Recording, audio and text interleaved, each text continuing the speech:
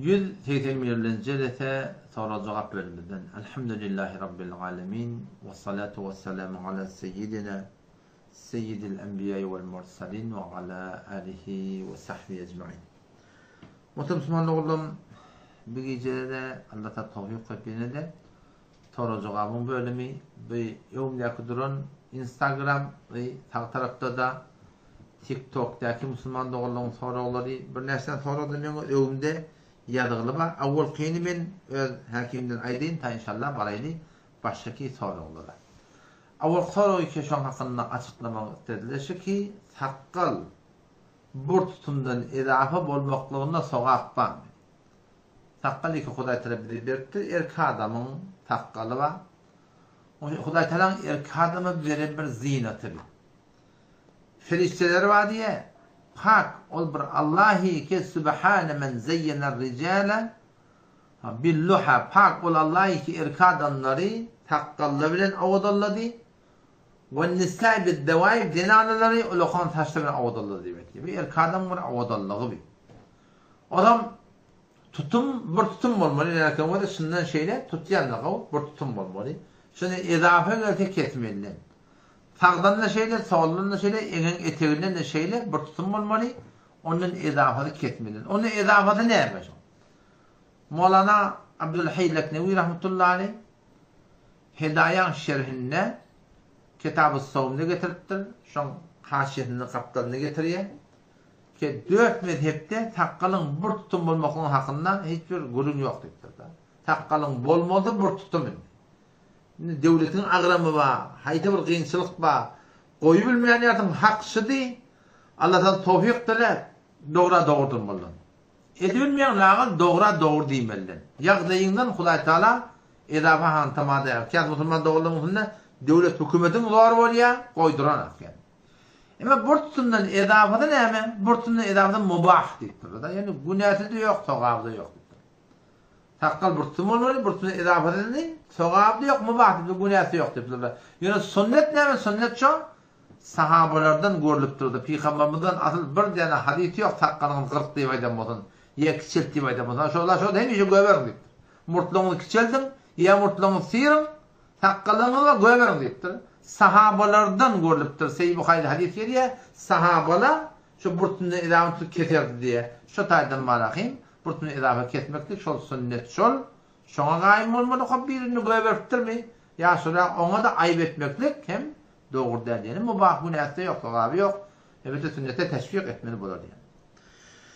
Havasızdan sonra var mı yanında? Evet. Ustaştayda bir ayar maskara soru vardır. Bir düşümde Resulullah'ını görsem neyle koruyor deyip Hava, Müslüman doğumudun soru şey. Ki düşümde Resulullah sallallahu aleyhi ve sellem görmektir. Onunla beraber açıklama edin ulamaları görmektir. Hudaylıklı adamları görmektir. Düşümde diyanet hakkında, din hakkında, iman hakkında inşallah Teala eve gidecekliğine bir delil şu inşallah Teala. Allah Teala sonumuzu iman etsin.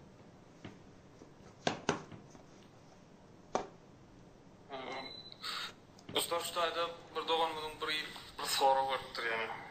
Hava?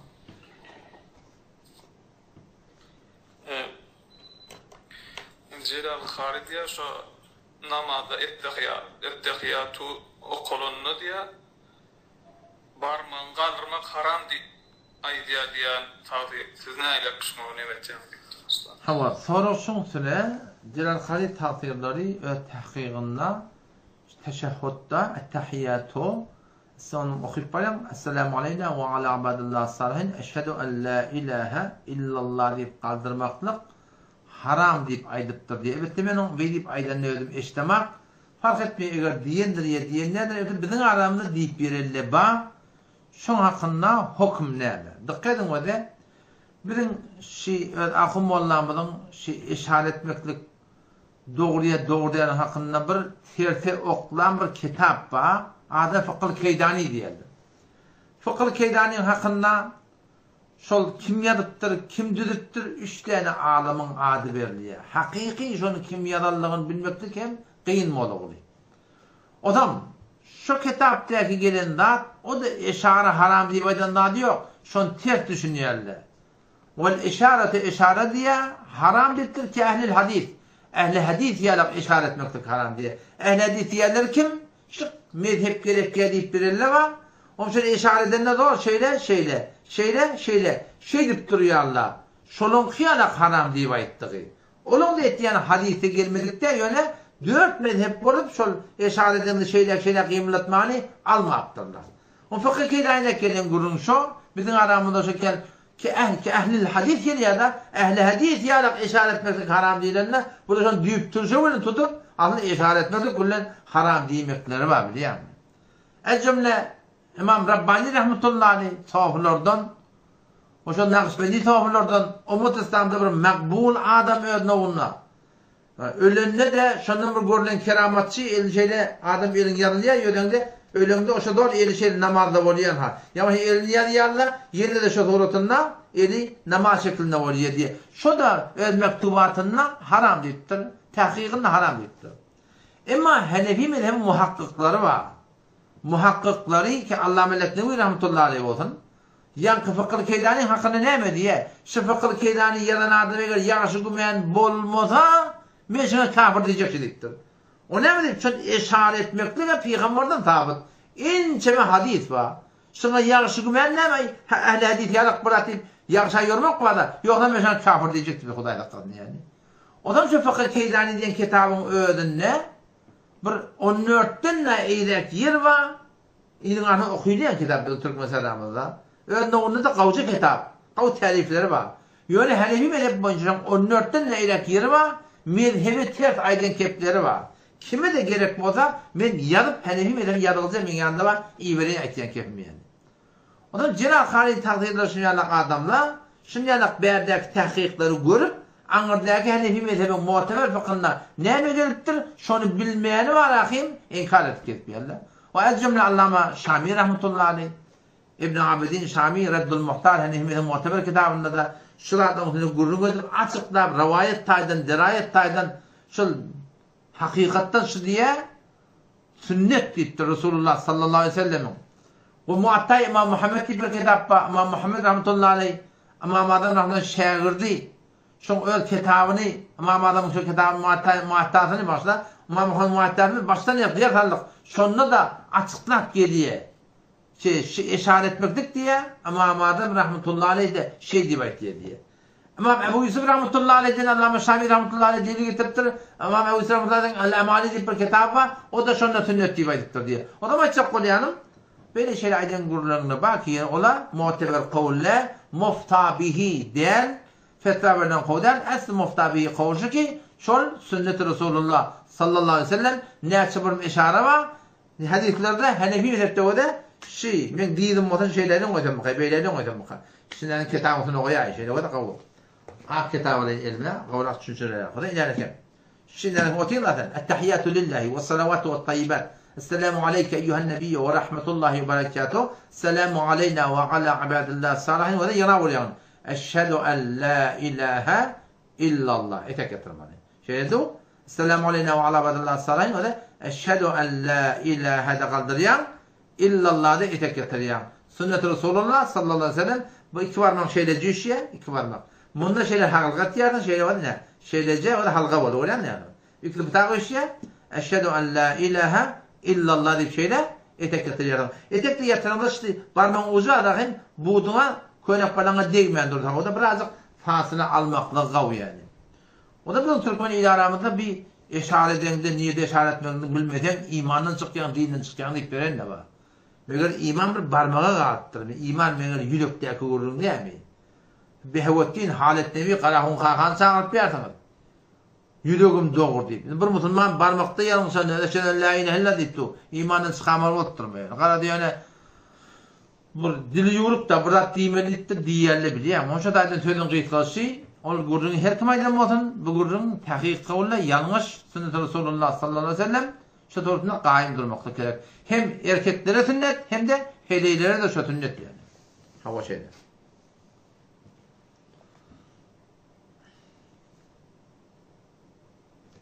Karşıdan yetiştim, müminle kalktım. Aşıdan öylece gidiptir ha. Ha. Aşıdan geliyse men başa sorağa deyin. Bu sorağa dildeyin. Resulullah sallallahu aleyhi ve sellem'in sünnet boyunca bir nikah etdiye, nikah edenine hutbe okuyulmasa da icab kabul ediyor da. Nikah edilse, onda da hutbe okuyulmasa nikahdaki doğru. Şayet ba icab kabul oluyor, nikah ediyor, doğru.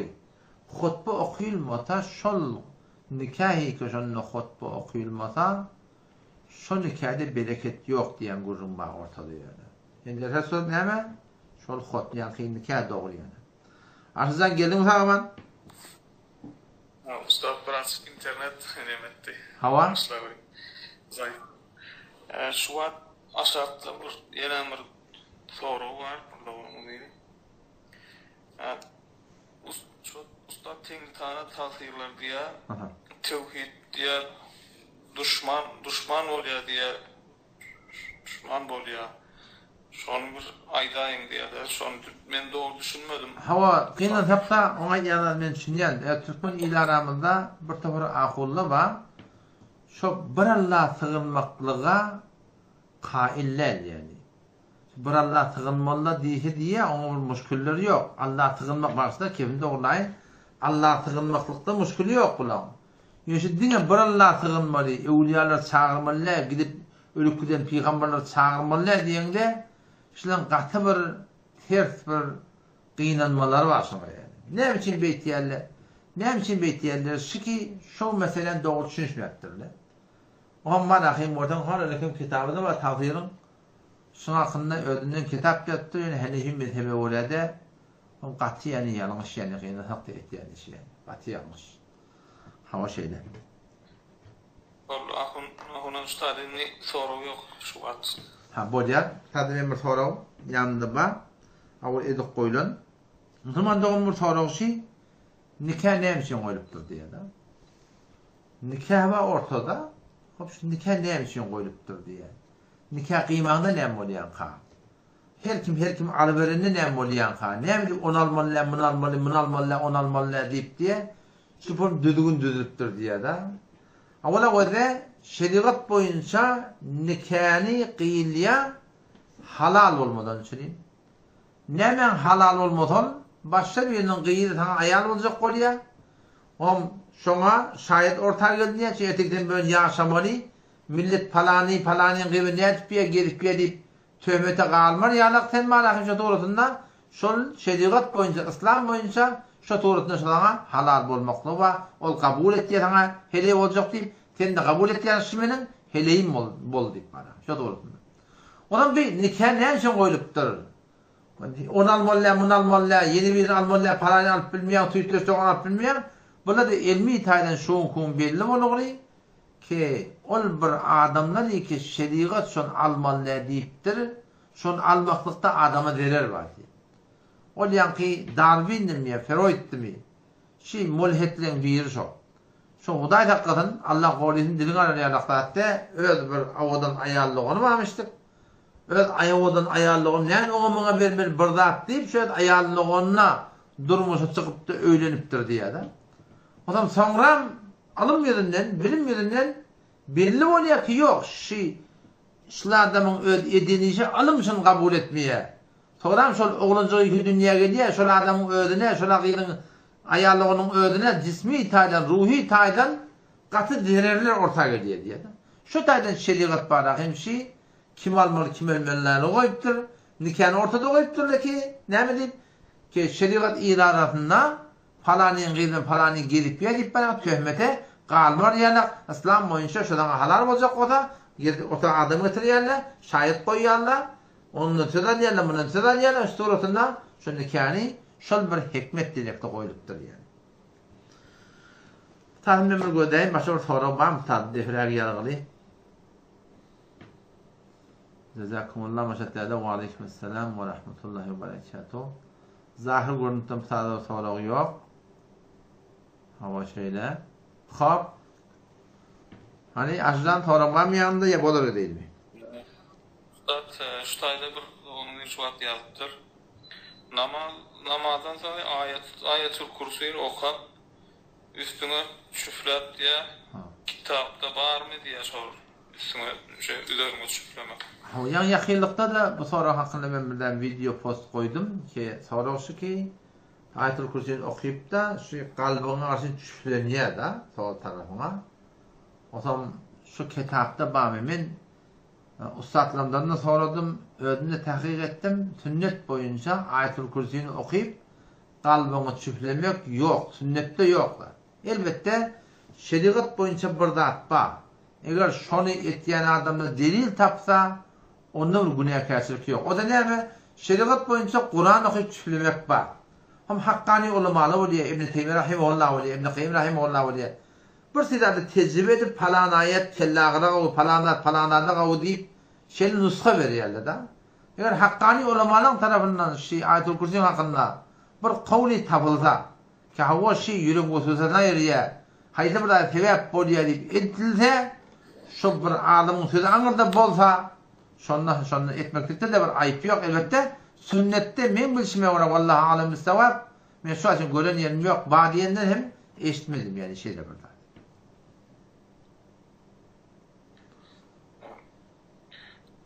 Ustada soru verdiler. Aşağıda silim tarihi bozyar mı deyip. Yok. Çilim olsun, haytır tüste olsun, tiryek olsun, haytır çekiliyen zat olsun, akıllan çıkarmasa, mesuliyada adam, akıllan çıkmasa, dehret olmuyor.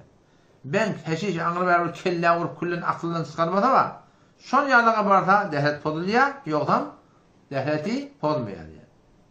Tamam.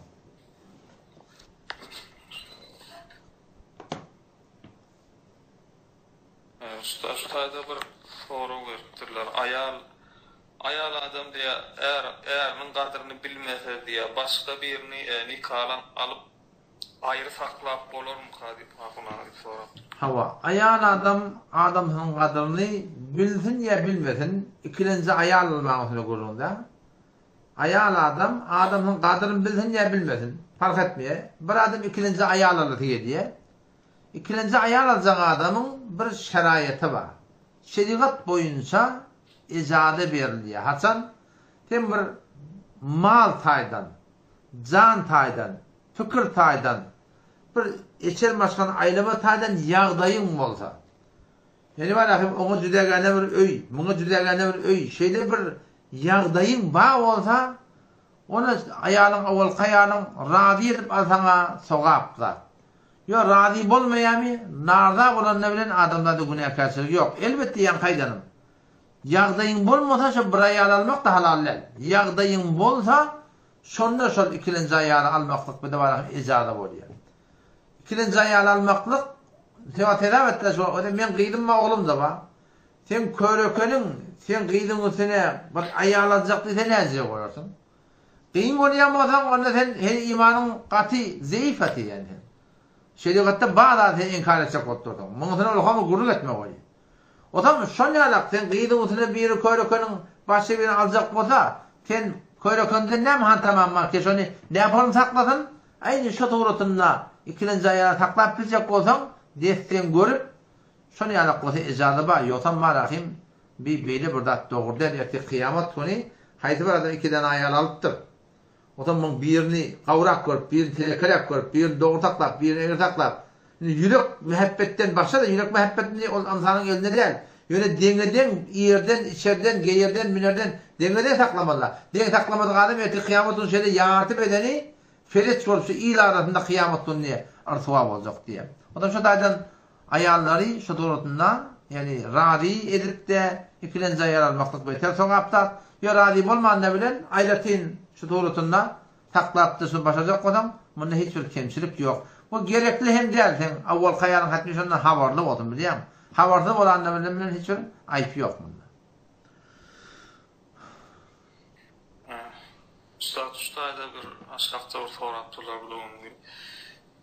Şu qadı suğlar diye o adam ma diye kolu diye da kolu diye son yani bir suğlar var diye renk suğlar qadı olsun için. Son ne aylık ismek diye son ne aylık diye buna.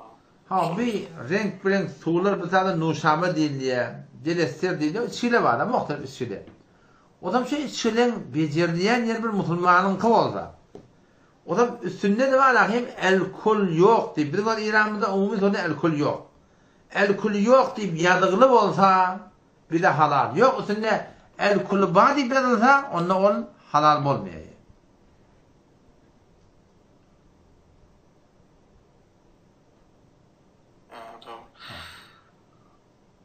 Ustaştayda bir soru veripdir. Şu yurdun başında kän bolup diýär, soňam barsaň nikah gıymaly bolarmy, kany aýlap diýär. Şu maskala bardy sorapdyr. Yurdun başında sen 1 yıl bol, 5 yıl bol, 10 yıl bol.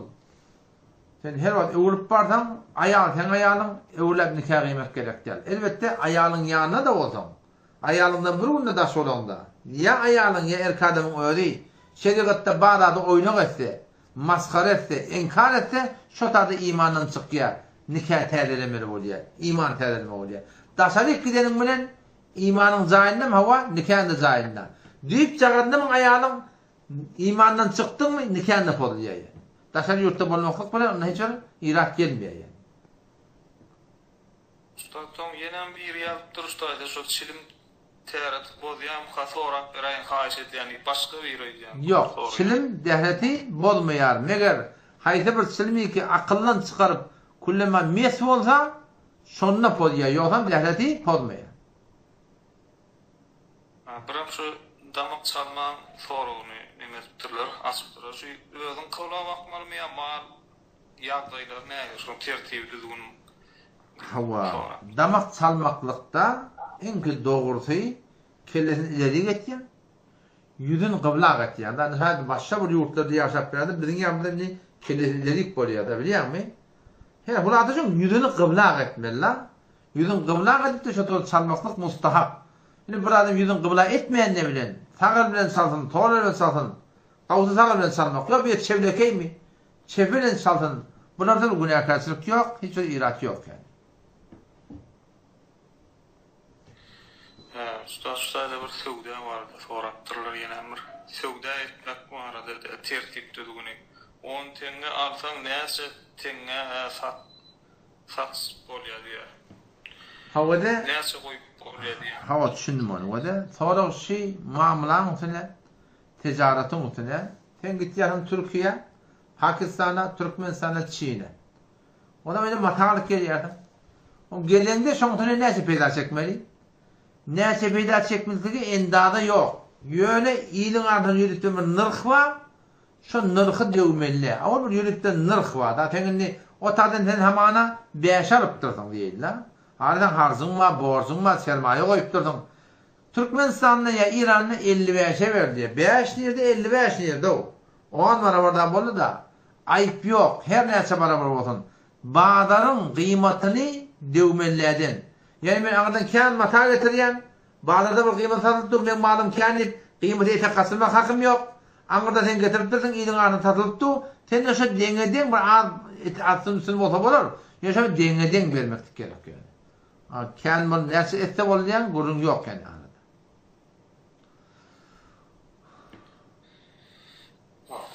Şu an şartta Esselamu Aleyküm ve Rahmetullahi ve Berekatuhu deyip salam ettiler. Ustad biram ustayda şu ağız beklemde bir çilim çeksen diye bolarmı diye şonu sorapdyrlar.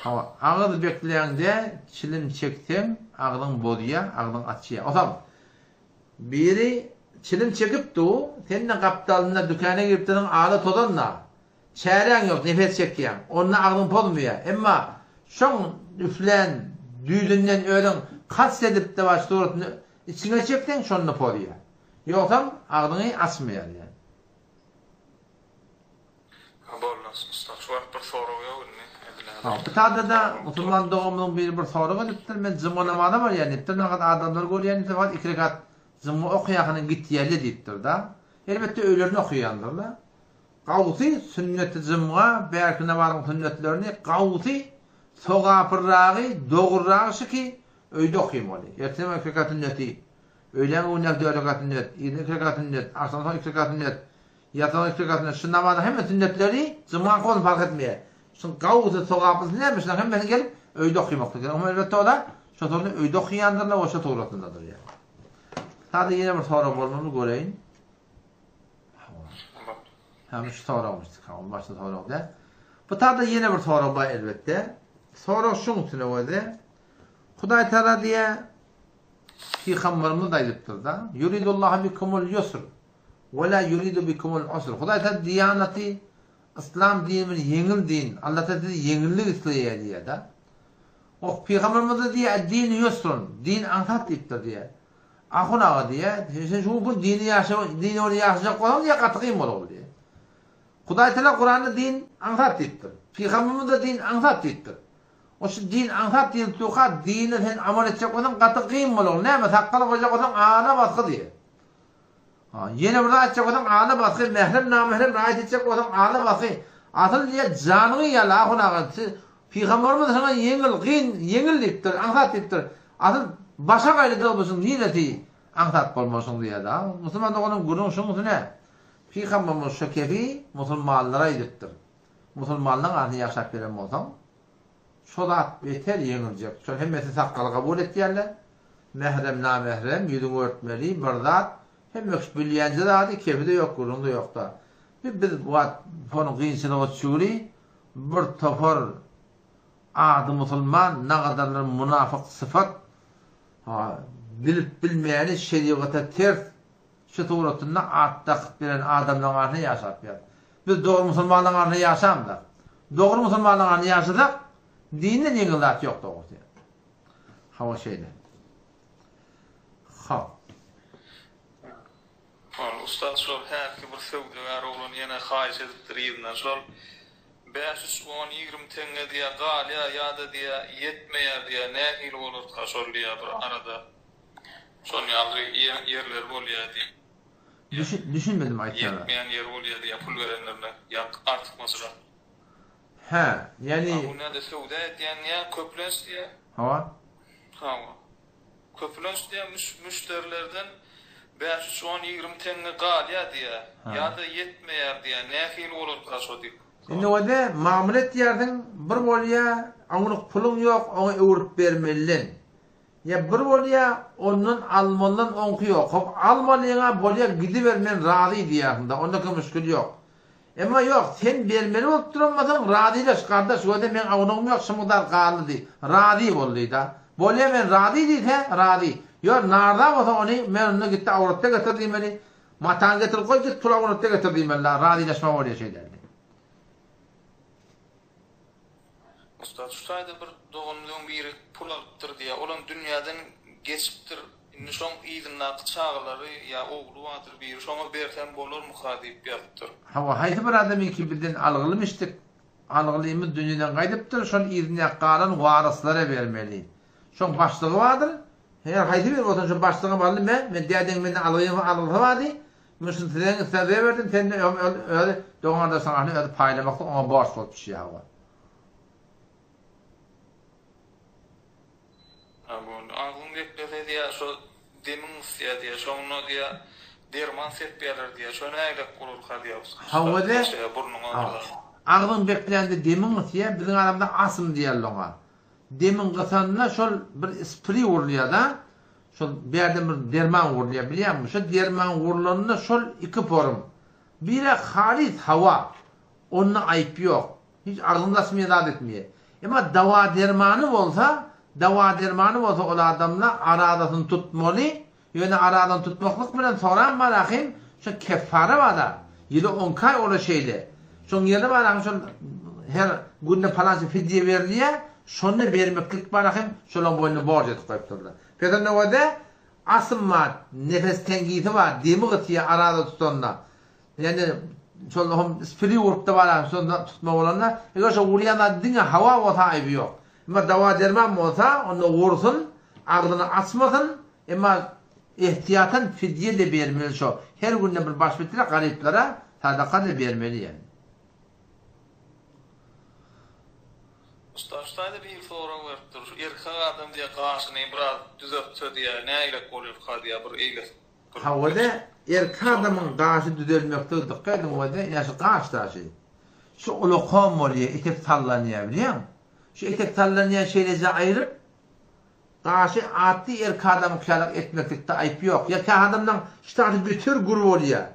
Ya denanlık bütün grup oluyor. Şonu atlı bir erkek adam kıyalık etmeklikte bir ayıp yok. Ezada bay yani.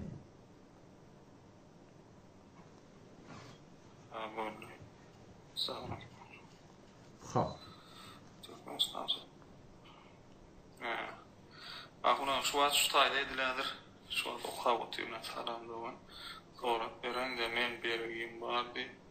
Bergilim öldü. Ha, bergiyim vardı. Yine bir ayaladım var. Bergiyim vardı, bergilim öldü diye. Aha. Berk bilmedim. Hossarlarına diye, hossarlarına versen bol ya o. Şunu ya. Ha o da yankı sonra da haydi bir adam bergili olsa o da bergili adam ölüptür. O şon İbn Hossarlarına doğan kardeşi ki şona miras şoları yetti ya şolara eltip vermeliler. O şeyle. Ahuna yerden pul tapsan ne etmeli ya? Yerden burada tapsan pul olsun başka bir. Hava. Yerden burada tapsan o da bir kıymetli bolsun da ama bir 5 tümen 10 tümen ne bir olancağı da birini alana. Onurun ne? Bir pul tapyan 50 bin tönlerde bir 10 bin tön deri diyecekler. Haydi burada bolsun. Fark etme pul ol haydi burada. Yerden taban dağdığını şomur falansa aylap sen yanında amonattu doğun dükkan angri bari internet böyle şeyler gelmeli kardeş ben şeyleri burada taptım. Kim şeyle burada yitirem olsa gelsin. Suratına var ahim bana ne etsin? Alamatını ayetsin alıp versin diye. Alıp gitsin diye. O zaman tapılsa verir. Tapılmasa ne etmeli? Tapılmasa garip olsa öde alıp ödüyoryu biliye. Garip deyem olsa onu şu benden hayırlı sadaka vermeli onumuna. Gariplara. Gelecekte tapılmasa o gidiptir. Tapılsa ne yapmış? O benden ayetmen kardeş şeyle. Sen paranla yitirdin hava, sen kimmişsin bu hava sağattır, mobildir. Mine sen hayrına sadaka verdin. Ya ödüm aldım, iyiydim. Bolyar onu diysen bolya. Yok, bolmaya diysen onunla o benden hakkımız vermeli, veren sadakamızı ödünü koyuyor yani. Ha ustad, yani şu bergi pul alıptır bir yer deydi mi? Anne şon iyidinden yazıptır. Şon diye hossarlarının tanamı o günde ben ne emetsem kam diye şu benimle. Hayti bir adamın tanıyadım onun git. Hava. Hayti bir adamın vergimiz var. Fark etmiyor. Ya Tehran'da böyle şey işleptir. Bir benden hakkını iptir. Ulan malını alıptır. Şimdi şonu tapı ölmeyen yer. Berce günde tabak ettir. Tokuzunu iptir. Tavuğunu iptir. Ya vergimiz varmıştık. Vermeyiptir. Şimdi bercek şundan tabak ölüyor. Tapman yer. Ne etmeli? O da şu yankı tertip. Biliyor musun?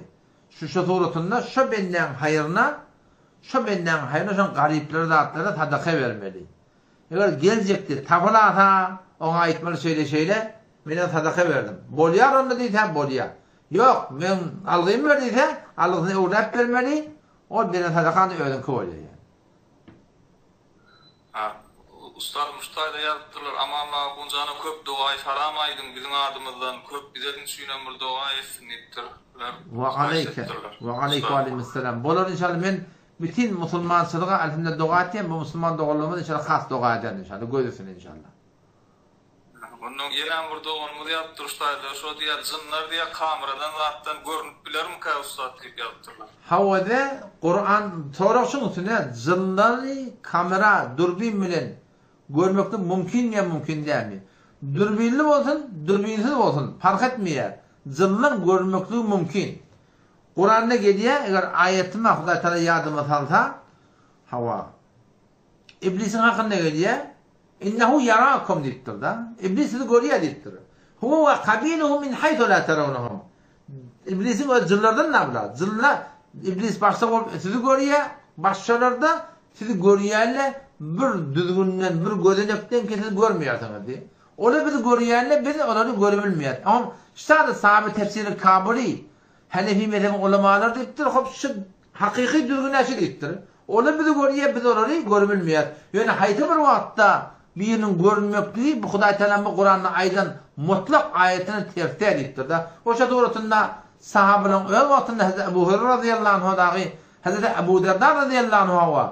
Şol kulüp Peygamberimiz destanı var bir yankı şol cıldan biri gelip zon hurma uğurlayan ha. Zon hurma uğurlayan. Ahir şu cın tutuptur şu. Şu cını tutup bana hem o cın hem sonra şeyle men sana burada da öyle deyin. Sen şunu okudan sana hiç burada derip deyip o şonu şu doğrultunda şunu öğretip elinden halas oluyor.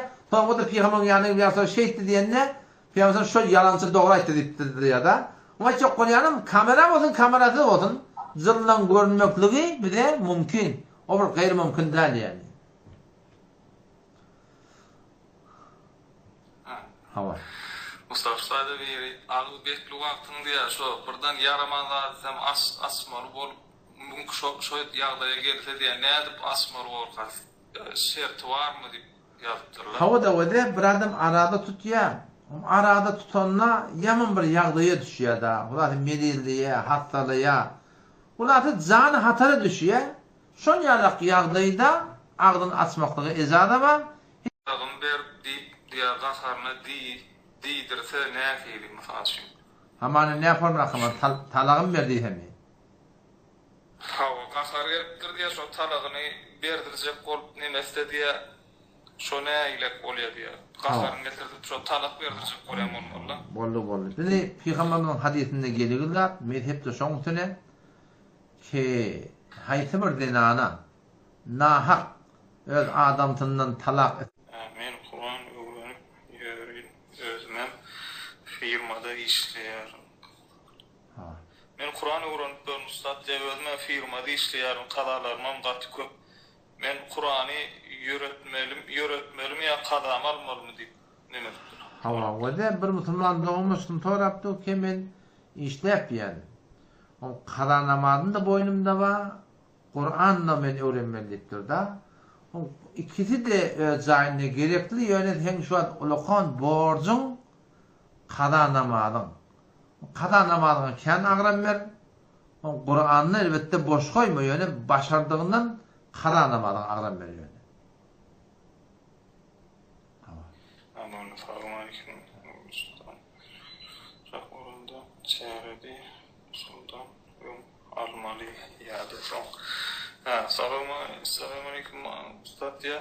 Kusuldan çıkacak bolsan diye teret ön almalı mı ya diye şon tertibini soraptırlar. Müslüman doğumun kusulun tertibini soraptı. Dehreti kusuldan öňçe galmaly. Ayaklara ötýän, yuwunýan, dehet kılýan, otam baniya hammama gelýän, tertip şeýle. Otam bir adam tertibi dewse nämenni? Tertibi dewse dewipdir. Ýöne dogurda eden işi. Onda da yani sogabını alar yani. Yani bir adam ayaklara ötýär, yuwunýa, dehet kılýa, hammama gelýär baniya, asıl tertip şi. Bir o tertip edilmeli, onu adet edilmeden o günahı yok yani.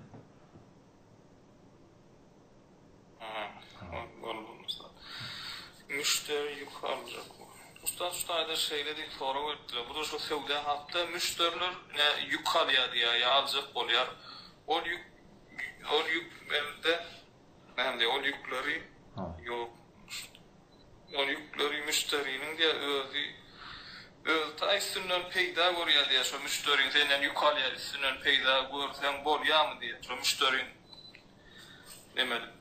Dağdını alıp üstünden peyda görsen bol ya mı deyip yazıttırlar. Hava da vade